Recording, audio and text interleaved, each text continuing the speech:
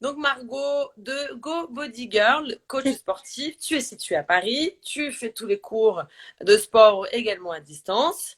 Hein, tu suis tes futures mamans quotidiennement et tu les accompagnes aussi sur une alimentation plus saine et plus équilibrée, en plus des C'est conseils ça. sportifs. C'est C'est ça. génial. Pas grave pendant la grossesse, on peut avoir des impacts. Déjà, l'aval du gynéco. Ok.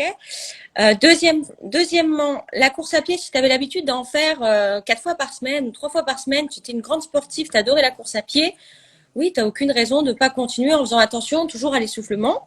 Parce que avec la grossesse, on a souvent des problèmes de circulation, donc des jambes lourdes, et tous les sports à impact vont accélérer un petit peu ça. Donc voilà, ça peut être un peu dérangeant.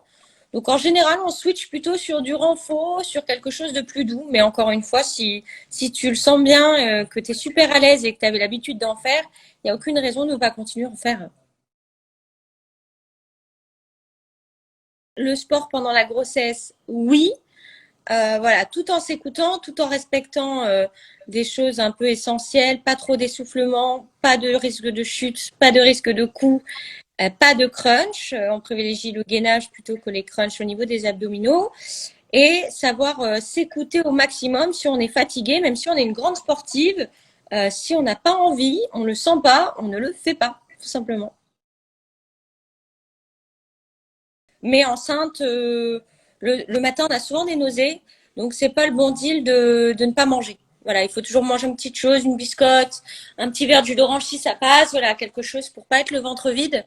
Parce que plus on a le ventre vide, plus on peut faire des malaises et on veut éviter ça, on veut éviter de se sentir pas bien. Malaise égale chute, chute égale attention. Donc voilà, encore une fois, on se met pas en danger. Pour le matin ou le soir, bah, voilà, comme ça dépend de votre humeur et de vos sensations et de ce que vous faites d'habitude. Mais attention, on ne fait pas de sport juste après manger, c'est mauvais pour la digestion. Si le sport favorise la césarienne, non, c'est l'inverse. Hein. On évite les risques de césarienne de 20%.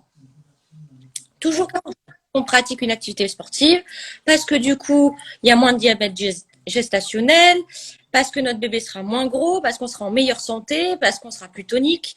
C'est un tout. Hein. Non, il peut pas. Ce ne sera pas le sport qui va provoquer ta fausse couche. La fausse couche, elle est provoquée par une anomalie le plus souvent chromosomique, donc ce qui n'a rien à voir.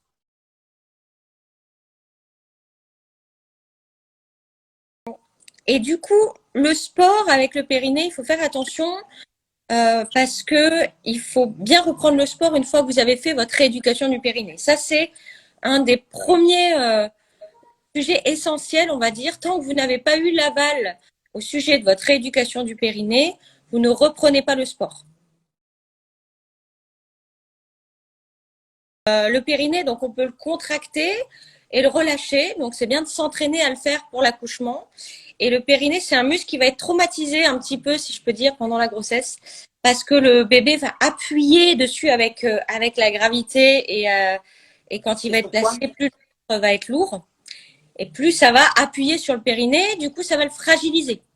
C'est pourquoi, après l'accouchement, on a des séances de rééducation du périnée avec, pareil, soit une sage-femme, soit votre gynéco, soit même un kiné, il y a des kinés qui le font, qui va nous apprendre à le resserrer, à le recontracter et combattre ce relâchement qu'il y a eu pendant la grossesse.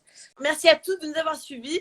On se retrouve demain à 15h pour le côté pratique et sportif, toujours avec Margot de Go Body Girl. Merci Margot, à demain. À tous. Ciao, ciao. Bisous, à bientôt. À demain. Ciao, ciao.